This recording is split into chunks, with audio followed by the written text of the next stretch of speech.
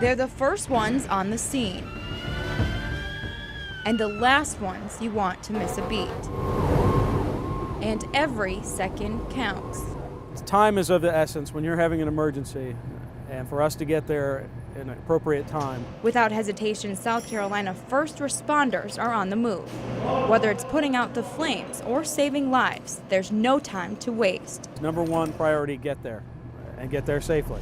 Copy on my letter. According to state officials, standard response times vary by agency. Irmo Fire Chief Mike Sonnenfeld says, on average, it should take his department 5 to 6 minutes to get to a scene. But they experience challenges that can be avoided. We've got to actually kind of get in the head of the drivers in front of you and kind of try to predict what they may or may not do. Watch Fox News went along for the ride with Irmo fire crews, getting a first-hand look at those obstacles that can delay response times. The only thing we can really make up is that time between we leave the station and when we get there. And if we're stopping and starting and stopping and starting along the way, that's valuable time that's lost. You can't make it up.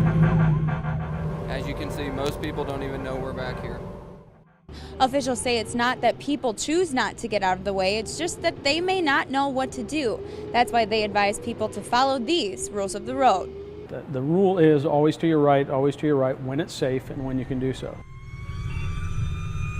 Regardless of the size of road, let us know your intentions.